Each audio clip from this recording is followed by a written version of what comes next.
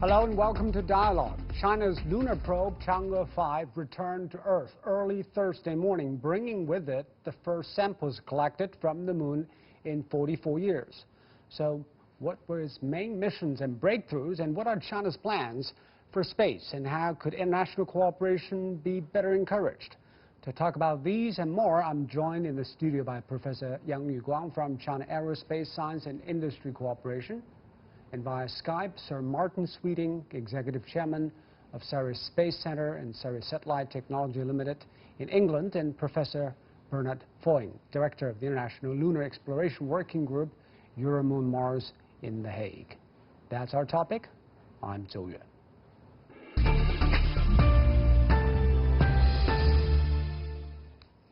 So China's lunar mission, Chang'e 5 returned to Earth after a 23-day journey. It's a round trip to the moon. But first of all, let me ask you, what is the scientific mission of sending Chang'e 5? It is a return mission, as I understand. Yes, for any space missions, for space exploration, we have engineering goals and scientific research goals. Right. This time, because that I am an engineer, so we have breakthroughs in many aspects in engineering, such as the first collection of samples on the lunar surface, the first time we launch a spacecraft liftoff from another celestial body, the first rendezvous and docking in lunar orbit, and the first time re-entry with samples to the Earth with a velocity about the 11 kilometers per second. So many firsts. And also, this is the first time I emphasize that the first time in the world a manned docking in lunar orbit. Really exciting. But also, as you asked, we have scientific research goals. You may notice that the US and the former Soviet Union have sample returns before in 9 different places, 6 from Apollo and 3 from the lunar 16, 20, and 24. But this time we choose a quite different place. Comparing them. The samples brought back by US and former Soviet Union are relatively old, with the age about 3 billion years or more. But this time, we have the signs that in the landing site, Ramkha region, the volcanic activity is still active about 1 billion years before. So, Mr. Sweden, by collecting regolith on the moon from a rather young volcanic place, will make what kind of difference for our scientific understanding about the moon?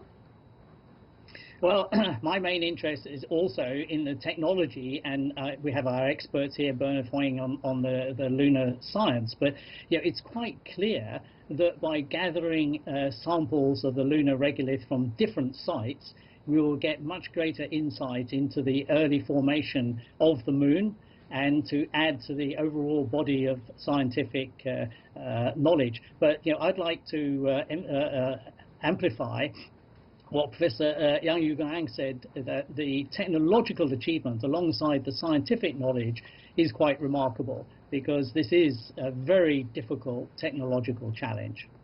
But the Americans overcome that challenge more than 40 years ago, and with previous generation of technology. What is the current level of technology prowess when China is sending an unmanned return mission to the moon? Well, I think the key point and the key difference here is that the early US return samples were gathered by men. So there was human in the loop in terms of the control of the spacecraft. Now, of course, that introduced additional complexities, but on the other side, it did make some of the activities a bit simpler. Here, we're doing a fully robotic activity, not only in terms of gathering the samples through drills and scoops and so forth, but also an automated ascent, the transfer of the samples to the lunar orbiting craft, and then bringing that back. This is a fully automated robotic activity, and that presents a whole range of new challenges which were not met during the Apollo era, although, as I say, getting men on the moon has its own additional complexities. Yeah. So Yuguang, can you elaborate on the different challenges of a manned mission to the moon and an unmanned mission to the moon? And Does this mean that automated space exploration will be the priority for China in the future? Well, of course, if we want to have a manned mission to the moon, of course we can get more samples, and it's more flexible to choose which kind of samples we can have. But you see that a manned mission to the moon, we need a larger launch vehicle, and also the whole engineering, the project scale will be much larger. So until now, although we've discussed this before, that the leaders of China Aerospace has expressed the wish to have a manned mission to the moon, but still need approval of the central government. So with the robotic mission, we can get a limited goal, but with much smaller investment. But also, as you mentioned, we have difficulties in this. As we've already discussed, unmanned lunar orbit rendezvous and docking is really, really difficult. So this is the first time we do it. The difficulty comes from the how to measure the precise position and the velocity of both vehicles, and that lets them to dock together. And also on the lunar surface, you see that the lunar surface environment is really crucial. So the robotic collection and also with little support from the ground will cause many problems. So we must have dealing with these kind of challenges. We understand that China actually has been doing this step by step. We sent several lunar missions, first a rover, and then before that an orbiter, and now a return mission. What do you make of this pace? Is it really necessary to have so many steps before this? Exactly. You see that China has a three-step strategy for the lunar exploration: orbiting, landing, and also returning. But you see, for this Chang'e 5 mission, it must experience the orbiting and the landing first. So we must master this kind of technology before. So the Chang'e 1 and the Chang'e 2 made a good preparation orbiting for this mission, and Chang'e 3 and 4 made a good preparation for the landing. Although there are also differences in this mission, but it is very necessary to demonstrate these kind of technologies first. And what are the technologies that are applied? Probably not only first time, but also important for future missions during Chang'e 5 mission this time? The first is the orbit insertion. Orbit insertion is very necessary for approaching any celestial body, because if you don't have orbit insertion, it will fly by the celestial body and no longer entering a circumorbit of this celestial body. So this is also necessary not only for the moon, but also for the Mars. So this is first. And the second is the soft landing technology. We need thrust. We need an engine which can have a variable thrust. For instance, our Chang'e 3, 4, and 5 use the 7,500 Newton variable thrust rocket engine, which is very advanced technology and is very necessary for the future soft landing missions. And also, you see, this time we use quite different rendezvous and docking mechanism. We've already discussed many about the manned docking mechanism before in the coverage of CCTV News. But this time, the docking mechanism is 15 times smaller than the docking mechanism we used in the manned space program, and although it's specially designed. That means we can do both manned and unmanned rendezvous and docking. Exactly. Right now. And Mr. Sweden, what do you make of China's technological levels? Because people always say that China is the third country after the U.S. and former Soviet Union to be able to send a robotic mission to the moon and back. But they did it decades ago. What is China's technological sophistication now? Well, I mean, I think we have to look at these things through a different lens, because the technologies that were involved, several decades ago in terms of the original lunar landings by the US and the Soviet Union were very, very different. And I know that China has had a long program which it has been put in place of lunar exploration, which was established a decade or more ago. And this is a stepwise approach, which has just been mentioned by Professor Yang. And it is essential to do it step by step to prove all the individual technologies. So yes, this is the first landing after 40 years to recover samples from the surface of the moon. However, the technology involved in this is absolutely different from that which was used 40 years ago. And we're now using modern technology, modern robotics, modern signal processing, communications, and autonomy in order to achieve these functions. And this is absolutely critical if we're going to go on and explore other parts of the solar system, because robotic exploration is far, far cheaper and less risky than human exploration. So we should do the robotic exploration first before we follow it with humans. Can we say the Chinese now acquired probably the best space technologies already? Well, I mean, best is always a very difficult thing to among qualify, the best. Because I think it's quite clear that if you look at the nations that have now demonstrated the ability to do controlled soft landing on another body, there are very few of these.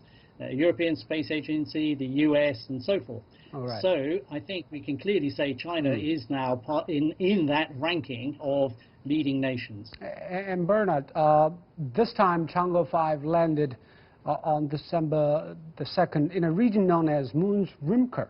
That's a volcano believed to be still active. Can you tell us why there and what is special about there? What can we find from samples in that volcanic space? Yeah. Yes, this area of the moon in the ocean of storms is new. It has not been explored so far, but also it has some scientific treasure. We believe it was still active 1 billion years ago, while most of the other areas that have been explored were active, so they were flooded with basalt 3 billion years ago.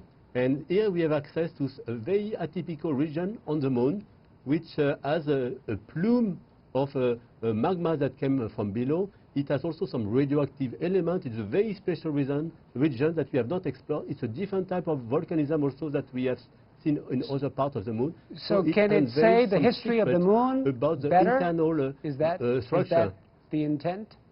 Yes. So we can understand better some of the recent history. By recent, we mean 1 billion years. So that's a recent compared to the 4.5 billion years, which is the history of the Earth. Moon. But also it gives us some the history of the Earth-Moon system as well, and we understand better, what makes the interior of a rocky body like the Earth and the Moon. In addition, these special samples that they took in the subsurface give us information about the recent evolution of the solar wind which was implanted in this soil, and as well the recent impact craters that were on the Moon. So we learn about the past, but also some of the recent history of the Earth-Moon system. And what is the time frame you expect that the samples will be studied and analyzed and results will be found? And will international scientists be coming on board? Bernard? Yes, indeed. This is our scientific treasure, and so they will be curated very carefully. Some part of them will be stored in conditions where they could be preserved for decades for the future generations with the latest techniques for analysis will be available. But in the meantime, they will be analyzed by some national Chinese scientists, but also we have a good experience in the international community, in Europe in particular, and in the US, and there are some institutes that have already analyzed some previous extraterrestrial samples that have great techniques, great knowledge, and they are very happy to collaborate with the Chinese scientists on this. So there will be also a process where scientists with new ideas and new techniques can apply for these samples, and they will be reviewed for their scientific merit. And small part of this sample can be used now with extremely sensitive techniques to learn about isotopic composition, about organic content of the sample, and about how to read the sample in terms of the history of the Moon. All right. It seems it is a treasure trove for scientists, but also it is a technological milestone, as you explained. Probably Chang'e 5 will not be the end of this. What is the future plan? Because the technology is proven workable. What is the next step for lunar exploration? I mean, for China, of course. Well, I will provide you some background information. You see that we've talked that after 1976, no any spacecraft has landed on the Moon. But the second tide of the lunar exploration comes from the Clementine mission of US. So from that mission and other missions, they found water on the lunar surface. So although still it is still have a long way to go for us to utilize the water resources, but because of this kind of discovery, the moon becomes again a hot point for the space exploration. So from 1990s, there are so many countries send lunar probes to the moon. And this time with China, we have a long-term goal to have a robotic scientific research station on the South Pole region. So next, as announced by the China National Space Administration, we will have a sample return mission from the South Pole by Chang'e 6, because Chang'e 6 originally is the backup of Chang'e 5. So, and Chang'e 7 will perform some on-site research on the South Pole, and the Chang'e 8 will not only have some research, but also demonstrate some technologies. For instance, if we can find water on the lunar surface, we may demonstrate some technologies to get oxygen or hydrogen from this water. So all these steps are a preparation work for the future station on the lunar surface. So this kind of robotic research can also be recognized as a preparation for the future permanent base, human base on the lunar surface. Is it the set plan that Chinese are planning to have a lunar space station, and what that space station is meant for? Is it for mining? Is it for outposts to further exploration? What is the main purpose? No, I believe it's still far away from exploitation. So all these can be still in the exploration stage. So preparation for the future exploitation. A robotic station will have gathered more information useful for the preparing for the future, utilizing either the helium-3 or the water and other resources on the lunar surface. And also, this time we have seen international cooperations. And Martin, the European Space Agency's tracking network, this time S-Track, is a global network of ground stations, has also helped Chang'e 5 along its way, because China obviously needs partners on board around the globe to keep tracking its mission. So what is the Europeans' interest in this, and why do they help the Chinese do this? Well, I think in general, we realize that exploration is an international Martin activity. First, please. Yes. Go ahead, Martin. Yeah, I think in general, everybody recognizes that exploration of space is a very big challenge, and it is often best carried out through international collaboration. That means that whilst one nation might lead a particular mission to the moon or to Mars or to wherever, actually it really needs the coordinated help of other nations in order to get the best value from that. And so Europe, through the European Space Agency and all the various European universities and industries, are always ready to help out, because it's in our overall interest to get the best value from these rare and very expensive missions. And so Europe is ready to stand by to help, and in this case to provide assistance through the tracking, whereas China's taking the lead on this mission. Europe is providing some support to get the best value from it. Bernard, you want to weigh in? Yeah. Yes, that's true that the moon is our 8th continent, and we go there for science, for technology, for business in the future, for exploitation of resources, also for inspiring the public and the youth. But we have already started with the European Space Agency to work, and actually in 2004, when we had our Smart 1 probe around the moon, we already collaborated with our Chinese colleagues from Shanghai and from Radio Telescope to track our spacecraft. And from that, we started this collaboration already with Chang'e 1. We had the ESA Director General, Jean-Jacques Dordain, at that time. I remember we had a meeting with the Chinese ambassador in Paris, and we started to draw an agreement, and we have helped all the missions from Chang'e 1, 2, 3, the landers, Chang'e 3 and 4, and now Chang'e 5. So we have a good history of technical collaboration, also scientific collaboration. We have worked together on some scientific missions between China and the European Space Agency, and our old community as well of academia, also some various communities that are interested in the next step, that will be to test some technology on this beautiful continent and also to exploit some resources. We are very much eager to participate also to the next steps of the Chinese lunar exploration program. But Martin, even astronauts. not always at collaboration. where You can also sense there a competition out there? Because Todd Harrison, he's the director of Aerospace Security Project at the Center for Strategic International Studies in Washington. He said they are catching up to where the U.S. was in 1960s. He's basically saying China's catching up in this respect, but they are still there where the U.S. in terms of space technology. It sounds a little condescending, but also it seems the Americans are concerned that the Chinese are doing things. Martin first and then Bernard. Martin? Yes, well, I would agree with your phraseology because I think it's not an accurate reflection. The technology that's being involved, as we said earlier today, is very, very different from the technologies that were used back in the 1960s and 70s. So, you know, it's not a question of, well, just because we're going to the moon, that means we're 40 years behind. We're going to the moon in a very, very different way. And that means that the technologies that are involved are actually way in advance of what was being used back in the 1970s. Of course, space is always a bit of a competition. You know, it's a natural thing. It happens amongst scientists. It happens amongst politicians. Of course.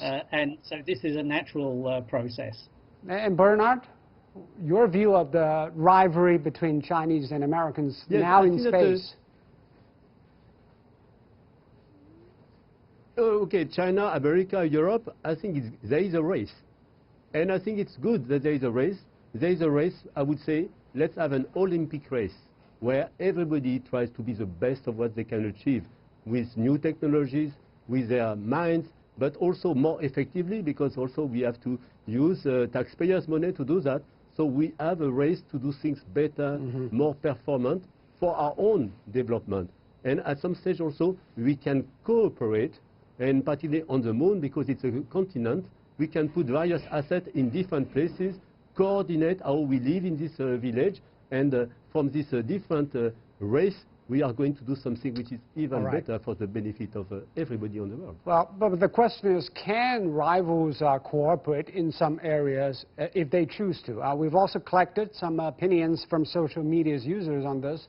Let's take a look at what some of them have been saying. Madison Borelli, she said, petition to stop framing space exploration as a competition. The U.S. literally does not allow China to access our lunar samples, and yet people are writing as if it is threatening when they go get their own. Good for them. So, should the big powers, big space powers, cooperate, even though they don't have strategic trust in each other? Yu Guang? Well, of course, the leaders of CNSA today has expressed that we are willing to cooperate with U.S. But the problem comes from the U.S. Congress do not allow NASA to cooperate with us. So the decision is on the NASA, on U.S. side. We are willing to do so. We are open to all countries.